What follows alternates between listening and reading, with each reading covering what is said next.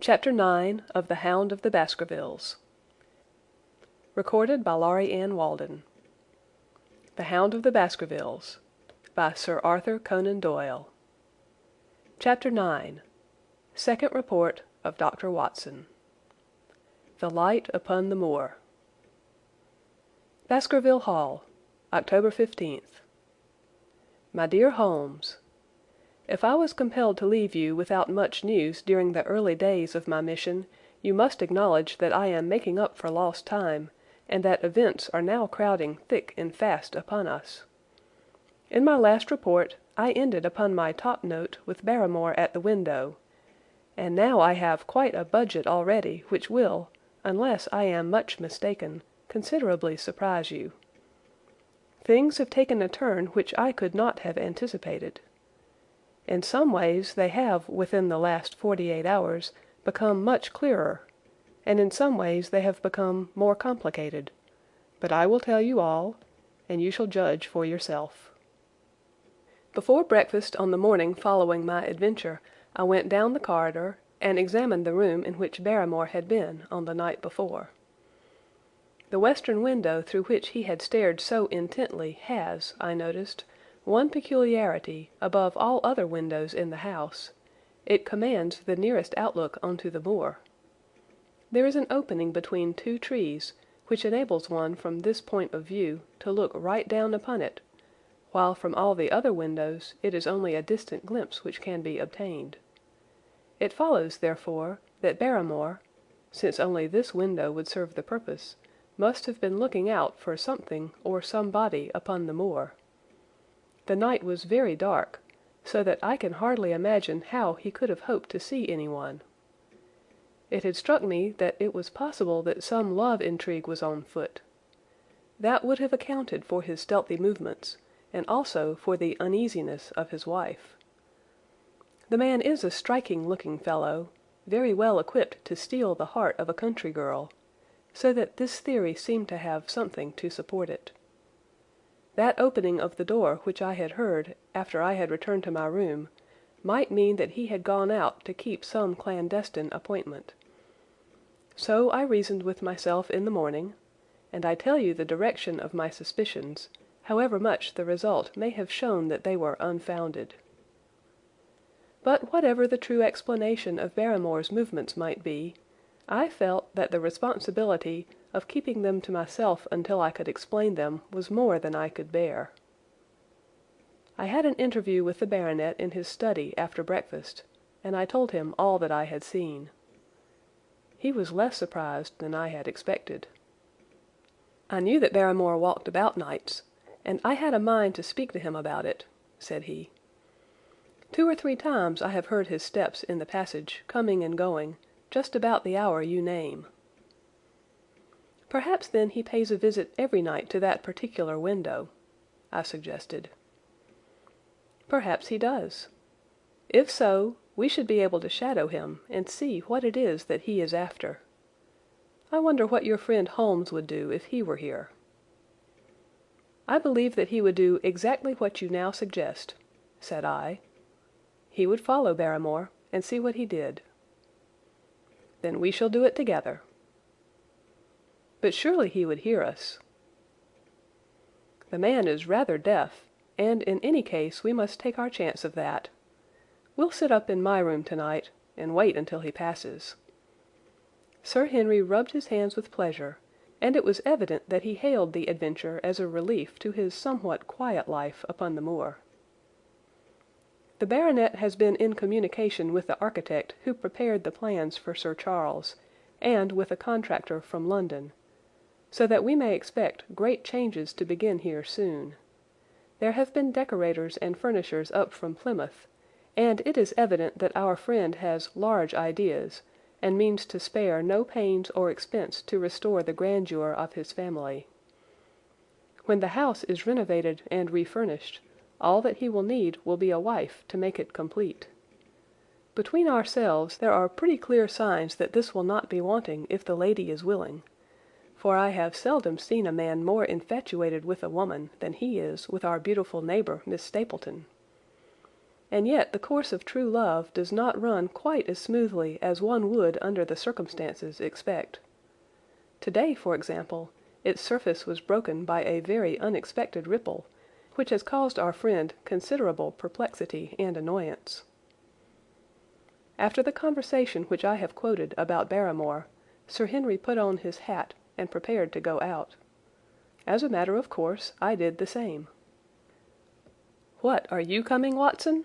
he asked, looking at me in a curious way. "That depends on whether you are going out on the moor," said I. "Yes, I am." "Well, you know what my instructions are. I am sorry to intrude, but you heard how earnestly Holmes insisted that I should not leave you, and especially that you should not go alone upon the moor." Sir Henry put his hand upon my shoulder with a pleasant smile. "My dear fellow," said he, "Holmes, with all his wisdom, did not foresee some things which have happened since I have been on the moor. You understand me? I am sure that you are the last man in the world who would wish to be a spoil sport. I must go out alone." It put me in a most awkward position. I was at a loss what to say or what to do, and before I had made up my mind he picked up his cane and was gone. But when I came to think the matter over, my conscience reproached me bitterly for having on any pretext allowed him to go out of my sight. I imagined what my feelings would be if I had to return to you and to confess that some misfortune had occurred through my disregard for your instructions. I assure you my cheeks flushed at the very thought. It might not even now be too late to overtake him, so I set off at once in the direction of Merripit House. I hurried along the road at the top of my speed without seeing anything of Sir Henry, until I came to the point where the moor path branches off. There, fearing that perhaps I had come in the wrong direction after all, I mounted a hill from which I could command a view, the same hill which is cut into the dark quarry. Thence I saw him at once. He was on the moor path, about a quarter of a mile off, and a lady was by his side, who could only be Miss Stapleton. It was clear that there was already an understanding between them, and that they had met by appointment. They were walking slowly along in deep conversation, and I saw her making quick little movements of her hands, as if she were very earnest in what she was saying, while he listened intently, and once or twice shook his head in strong dissent. I stood among the rocks watching them, very much puzzled as to what I should do next. To follow them and break into their intimate conversation seemed to be an outrage, and yet my clear duty was never for an instant to let him out of my sight. To act the spy upon a friend was a hateful task. Still, I could see no better course than to observe him from the hill, and to clear my conscience by confessing to him afterwards what I had done. It is true that if any sudden danger had threatened him, I was too far away to be of use, and yet I am sure that you will agree with me that the position was very difficult, and that there was nothing more which I could do. Our friend, Sir Henry, and the lady had halted on the path, and were standing deeply absorbed in their conversation, when I was suddenly aware that I was not the only witness of their interview. A wisp of green floating in the air caught my eye, and another glance showed me that it was carried on a stick by a man who was moving among the broken ground. It was Stapleton with his butterfly net. He was very much closer to the pair than I was, and he appeared to be moving in their direction. At this instant Sir Henry suddenly drew Miss Stapleton to his side. His arm was round her, but it seemed to me that she was straining away from him with her face averted.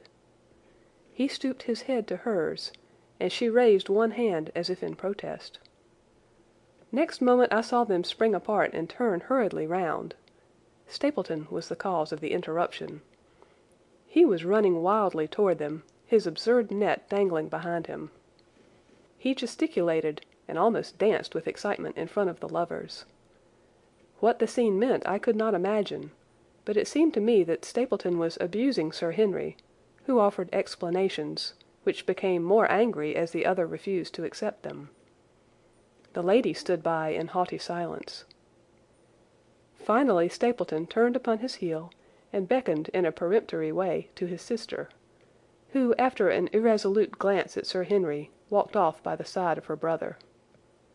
The naturalist's angry gestures showed that the lady was included in his displeasure. The baronet stood for a minute looking after them, and then he walked slowly back the way that he had come, his head hanging, the very picture of dejection. What all this meant I could not imagine, but I was deeply ashamed to have witnessed so intimate a scene without my friend's knowledge. I ran down the hill, therefore, and met the baronet at the bottom. His face was flushed with anger, and his brows were wrinkled, like one who is at his wits' end what to do. "Hello, Watson, where have you dropped from?" said he. "You don't mean to say that you came after me in spite of all?" I explained everything to him, how I had found it impossible to remain behind, how I had followed him, and how I had witnessed all that had occurred. For an instant his eyes blazed at me, but my frankness disarmed his anger, and he broke at last into a rather rueful laugh. "You would have thought the middle of that prairie a fairly safe place for a man to be private," said he. "But by thunder the whole countryside seems to have been out to see me do my wooing, and a mighty poor wooing at that. Where had you engaged a seat?" "I was on that hill." "Quite in the back row, eh? But her brother was well up to the front. Did you see him come out on us?" "Yes, I did." "Did he ever strike you as being crazy, this brother of hers?" "I can't say that he ever did." "I dare say not. I always thought him sane enough until today, but you can take it from me that either he or I ought to be in a straitjacket. What's the matter with me, anyhow? You've lived near me for some weeks, Watson. Tell me straight now. Is there anything that would prevent me from making a good husband to a woman that I loved?" "I should say not." "He can't object to my worldly position, so it must be myself that he has this down on. What has he against me? I never hurt man or woman in my life that I know of. And yet he would not so much as let me touch the tips of her fingers." "Did he say so?" "That, and a deal more. I tell you, Watson, I've only known her these few weeks, but from the first I just felt that she was made for me, and she, too, she was happy when she was with me, and that I'll swear. There's a light in a woman's eyes that speaks louder than words. But he has never let us get together, and it was only today for the first time that I saw a chance of having a few words with her alone. She was glad to meet me, but when she did it was not love that she would talk about, and she wouldn't have let me talk about it either if she could have stopped it. She kept coming back to it that this was a place of danger, and that she would never be happy until I had left it. I told her that since I had seen her I was in no hurry to leave it, and that if she really wanted me to go, the only way to work it was for her to arrange to go with me. With that I offered in as many words to marry her, but before she could answer, down came this brother of hers, running at us with a face on him like a madman. He was just white with rage, and those light eyes of his were blazing with fury. What was I doing with the lady? How dared I offer her attentions which were distasteful to her? Did I think that because I was a baronet I could do what I liked? If he had not been her brother I should have known better how to answer him. As it was, I told him that my feelings towards his sister were such as I was not ashamed of, and that I hoped that she might honor me by becoming my wife. That seemed to make the matter no better, so then I lost my temper too, and I answered him rather more hotly than I should perhaps, considering that she was standing by. So it ended by his going off with her, as you saw, and here I am, as badly puzzled a man as any in this county. Just tell me what it all means, Watson, and I'll owe you more than ever I can hope to pay." I tried one or two explanations, but indeed I was completely puzzled myself. Our friend's title, his fortune, his age, his character, and his appearance are all in his favour, and I know nothing against him unless it be this dark fate which runs in his family. That his advances should be rejected so brusquely without any reference to the lady's own wishes, and that the lady should accept the situation without protest, is very amazing. However, our conjectures were set at rest by a visit from Stapleton himself that very afternoon.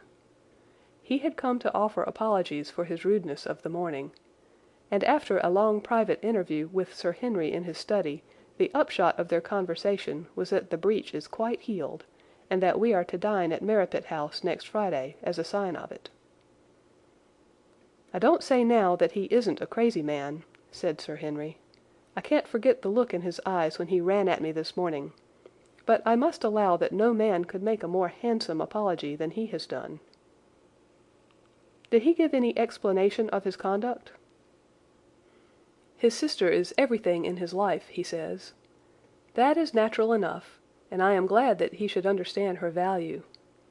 They have always been together, and according to his account, he has been a very lonely man with only her as a companion, so that the thought of losing her was really terrible to him. He had not understood, he said, that I was becoming attached to her, but when he saw with his own eyes that it was really so, and that she might be taken away from him, it gave him such a shock that for a time he was not responsible for what he said or did. He was very sorry for all that had passed, and he recognized how foolish and how selfish it was that he should imagine that he could hold a beautiful woman like his sister to himself for her whole life. If she had to leave him, he had rather it was to a neighbor like myself than to anyone else. But in any case it was a blow to him, and it would take him some time before he could prepare himself to meet it. He would withdraw all opposition upon his part if I would promise for 3 months to let the matter rest, and to be content with cultivating the lady's friendship during that time without claiming her love. This I promised, and so the matter rests. So there is one of our small mysteries cleared up. It is something to have touched bottom anywhere in this bog in which we are floundering. We know now why Stapleton looked with disfavour upon his sister's suitor, even when that suitor was so eligible a one as Sir Henry. And now I pass on to another thread which I have extricated out of the tangled skein, the mystery of the sobs in the night, of the tear-stained face of Mrs. Barrymore, of the secret journey of the butler to the western lattice window. Congratulate me, my dear Holmes, and tell me that I have not disappointed you as an agent, that you do not regret the confidence which you showed in me when you sent me down. All these things have by one night's work been thoroughly cleared. I have said by one night's work, but in truth it was by 2 nights' work, for on the first we drew entirely blank. I sat up with Sir Henry in his rooms until nearly 3 o'clock in the morning, but no sound of any sort did we hear except the chiming clock upon the stairs. It was a most melancholy vigil, and ended by each of us falling asleep in our chairs. Fortunately we were not discouraged, and we determined to try again. The next night we lowered the lamp and sat smoking cigarettes without making the least sound. It was incredible how slowly the hours crawled by, and yet we were helped through it by the same sort of patient interest which the hunter must feel as he watches the trap into which he hopes the game may wander. 1 struck, and 2, and we had almost for the second time given it up in despair, when in an instant we both sat bolt upright in our chairs, with all our weary senses keenly on the alert once more. We had heard the creak of a step in the passage. Very stealthily we heard it pass along until it died away in the distance. Then the baronet gently opened his door, and we set out in pursuit. Already our man had gone round the gallery, and the corridor was all in darkness. Softly we stole along until we had come into the other wing. We were just in time to catch a glimpse of the tall, black-bearded figure, his shoulders rounded, as he tiptoed down the passage. Then he passed through the same door as before, and the light of the candle framed it in the darkness and shot one single yellow beam across the gloom of the corridor. We shuffled cautiously towards it, trying every plank before we dared to put our whole weight upon it. We had taken the precaution of leaving our boots behind us, but even so the old boards snapped and creaked beneath our tread. Sometimes it seemed impossible that he should fail to hear our approach. However, the man is fortunately rather deaf, and he was entirely preoccupied in that which he was doing. When at last we reached the door and peeped through, we found him crouching at the window, candle in hand, his white, intent face pressed against the pane, exactly as I had seen him 2 nights before. We had arranged no plan of campaign, but the baronet is a man to whom the most direct way is always the most natural. He walked into the room, and as he did so Barrymore sprang up from the window with a sharp hiss of his breath and stood, livid and trembling, before us. His dark eyes, glaring out of the white mask of his face, were full of horror and astonishment as he gazed from Sir Henry to me. "What are you doing here, Barrymore?" "Nothing, sir." His agitation was so great that he could hardly speak, and the shadows sprang up and down from the shaking of his candle. "It was the window, sir. I go round at night to see that they are fastened." "On the 2nd floor?" "Yes, sir, all the windows." "Look here, Barrymore," said Sir Henry sternly. "We have made up our minds to have the truth out of you, so it will save you trouble to tell it sooner rather than later. Come now, no lies. What were you doing at that window?" The fellow looked at us in a helpless way, and he wrung his hands together like one who is in the last extremity of doubt and misery. "I was doing no harm, sir. I was holding a candle to the window." "And why were you holding a candle to the window?" "Don't ask me, Sir Henry. Don't ask me. I give you my word, sir, that it is not my secret and that I cannot tell it. If it concerned no one but myself, I would not try to keep it from you." A sudden idea occurred to me, and I took the candle from the trembling hand of the butler. "He must have been holding it as a signal," said I. "Let us see if there is any answer." I held it as he had done, and stared out into the darkness of the night. Vaguely I could discern the black bank of the trees and the lighter expanse of the moor, for the moon was behind the clouds. And then I gave a cry of exultation, for a tiny pinpoint of yellow light had suddenly transfixed the dark veil, and glowed steadily in the centre of the black square framed by the window. "There it is!" I cried. "No, no, sir, it is nothing, nothing at all," the butler broke in. "I assure you, sir—" "Move your light across the window, Watson," cried the baronet. "See, the other moves also. Now, you rascal, do you deny that it is a signal? Come, speak up. Who is your confederate out yonder, and what is this conspiracy that is going on?" The man's face became openly defiant. "It is my business and not yours. I will not tell." "Then you leave my employment right away." "Very good, sir. If I must, I must." "And you go in disgrace. By thunder, you may well be ashamed of yourself.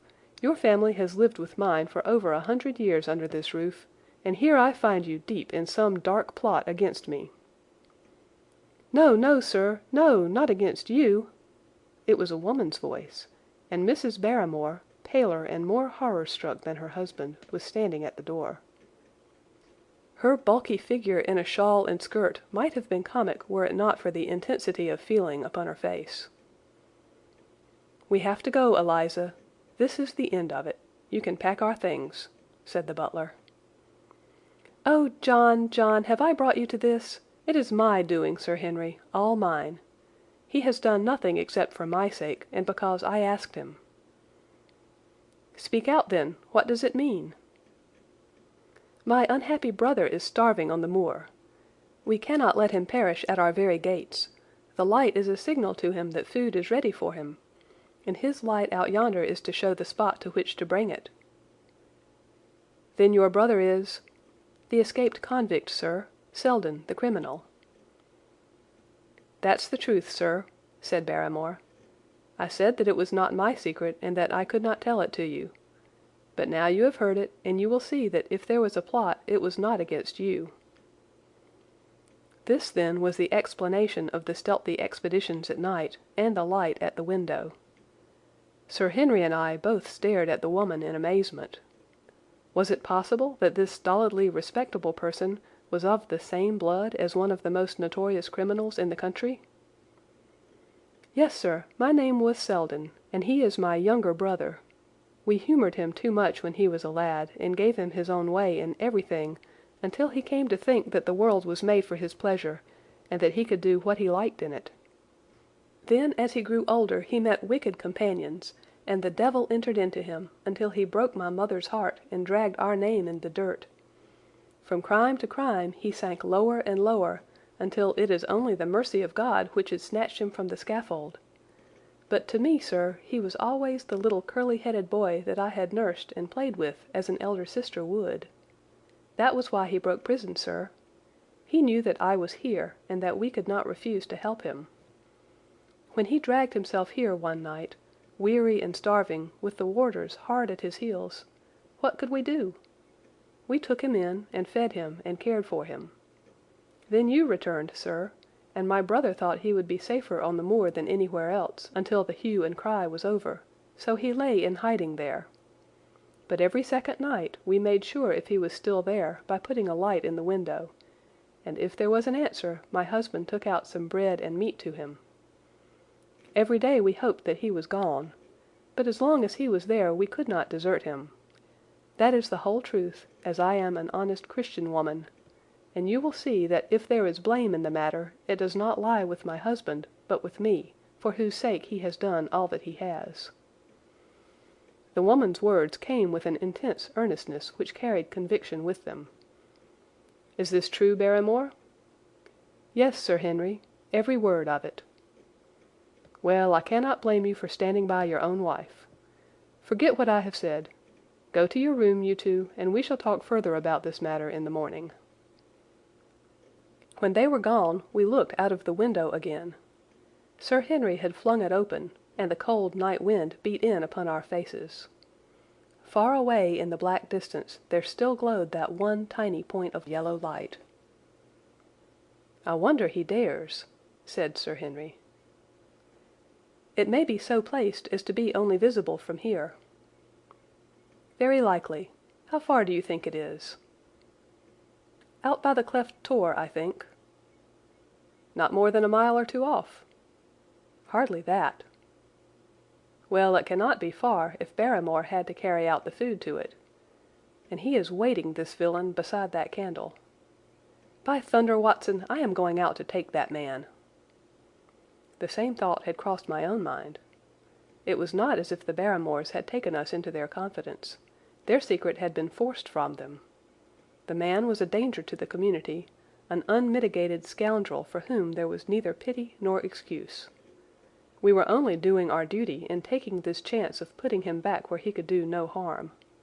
With his brutal and violent nature, others would have to pay the price if we held our hands. Any night, for example, our neighbours the Stapletons might be attacked by him, and it may have been the thought of this which made Sir Henry so keen upon the adventure. "I will come," said I. "Then get your revolver and put on your boots. The sooner we start the better, as the fellow may put out his light and be off." In 5 minutes we were outside the door, starting upon our expedition. We hurried through the dark shrubbery, amid the dull moaning of the autumn wind and the rustle of the falling leaves. The night air was heavy with the smell of damp and decay. Now and again the moon peeped out for an instant, but clouds were driving over the face of the sky, and just as we came out on the moor a thin rain began to fall. The light still burned steadily in front.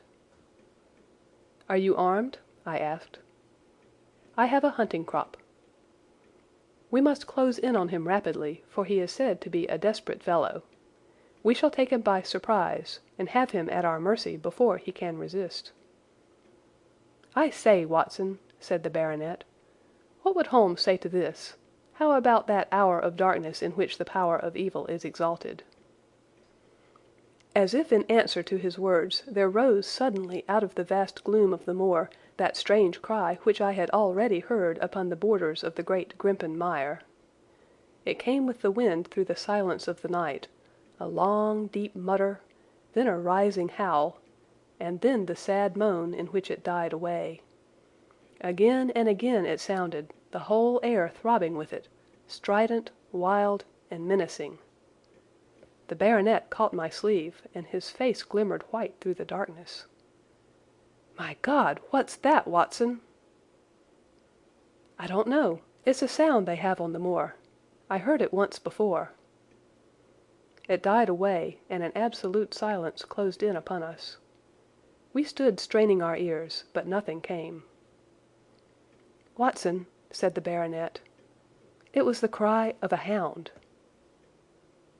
My blood ran cold in my veins, for there was a break in his voice which told of the sudden horror which had seized him. "What do they call this sound?" he asked. "Who?" "The folk on the countryside." "Oh, they are ignorant people. Why should you mind what they call it?" "Tell me, Watson, what do they say of it?" I hesitated, but could not escape the question.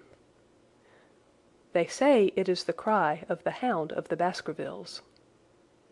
He groaned and was silent for a few moments. "A hound it was," he said at last, "but it seemed to come from miles away, over yonder, I think." "It was hard to say whence it came." "It rose and fell with the wind. Isn't that the direction of the great Grimpen Mire?" "Yes, it is." "Well, it was up there. Come now, Watson, didn't you think yourself that it was the cry of a hound? I am not a child. You need not fear to speak the truth." "Stapleton was with me when I heard it last. He said that it might be the calling of a strange bird." "No, no, it was a hound. My God, can there be some truth in all these stories? Is it possible that I am really in danger from so dark a cause? You don't believe in it, do you, Watson?" "No, no." "And yet it was one thing to laugh about it in London, and it is another to stand out here in the darkness of the moor and to hear such a cry as that." "And my uncle. There was the footprint of the hound beside him as he lay. It all fits together. I don't think that I am a coward, Watson, but that sound seemed to freeze my very blood. Feel my hand." It was as cold as a block of marble. "You'll be all right tomorrow." "I don't think I'll get that cry out of my head. What do you advise that we do now?" "Shall we turn back?" "No, by thunder, we have come out to get our man, and we will do it. We after the convict, and a hell-hound as likely as not after us. Come on, we'll see it through if all the fiends of the pit were loose upon the moor." We stumbled slowly along in the darkness, with the black loom of the craggy hills around us, and the yellow speck of light burning steadily in front. There is nothing so deceptive as the distance of a light upon a pitch-dark night, and sometimes the glimmer seemed to be far away upon the horizon, and sometimes it might have been within a few yards of us.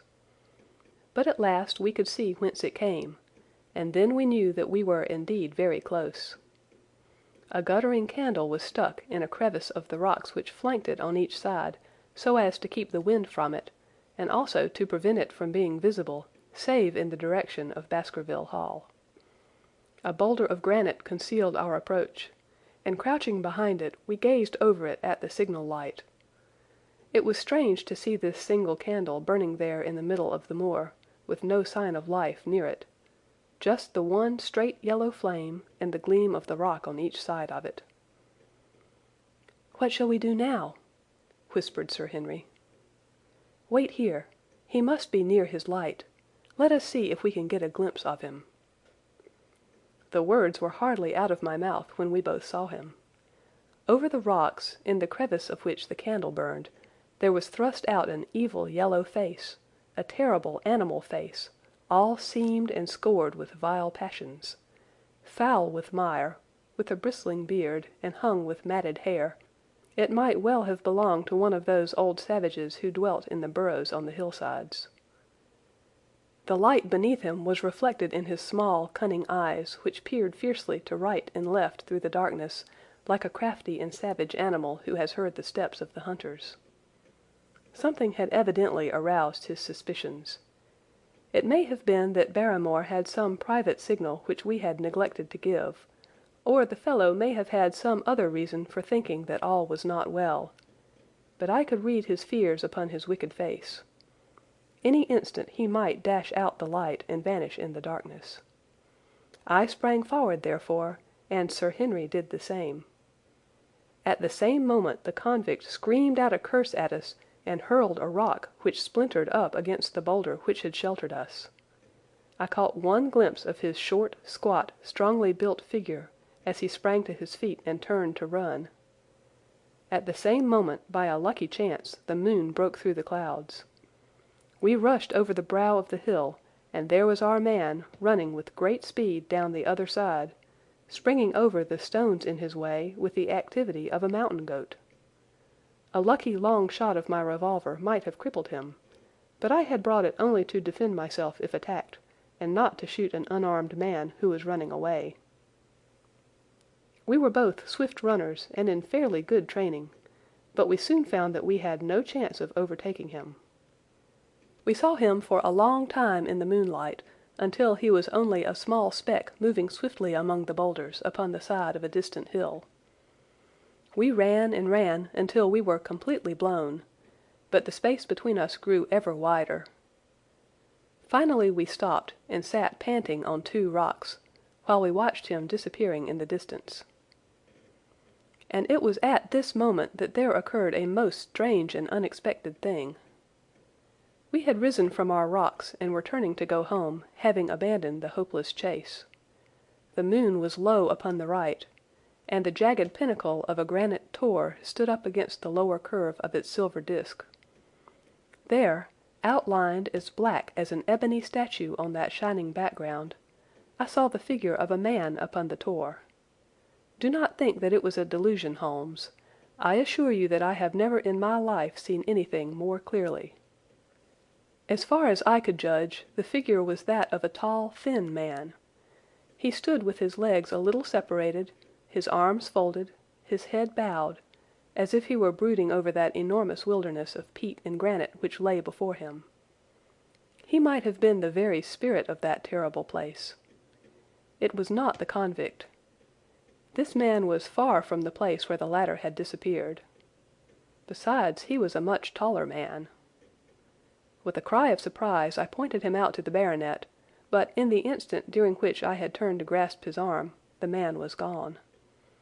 There was the sharp pinnacle of granite still cutting the lower edge of the moon, but its peak bore no trace of that silent and motionless figure. I wished to go in that direction and to search the tor, but it was some distance away. The baronet's nerves were still quivering from that cry, which recalled the dark story of his family, and he was not in the mood for fresh adventures. He had not seen this lonely man upon the tor, and could not feel the thrill which his strange presence and his commanding attitude had given to me. "A warder, no doubt," said he. "The moor has been thick with them since this fellow escaped." Well, perhaps his explanation may be the right one, but I should like to have some further proof of it. Today we mean to communicate to the Princetown people where they should look for their missing man, but it is hard lines that we have not actually had the triumph of bringing him back as our own prisoner. Such are the adventures of last night, and you must acknowledge, my dear Holmes, that I have done you very well in the matter of a report. Much of what I tell you is no doubt quite irrelevant, but still I feel that it is best that I should let you have all the facts, and leave you to select for yourself those which will be of most service to you in helping you to your conclusions. We are certainly making some progress. So far as the Barrymores go, we have found the motive of their actions, and that has cleared up the situation very much. But the moor with its mysteries and its strange inhabitants remains as inscrutable as ever. Perhaps in my next I may be able to throw some light upon this also. Best of all would it be if you could come down to us. In any case, you will hear from me again in the course of the next few days. End of Chapter 9.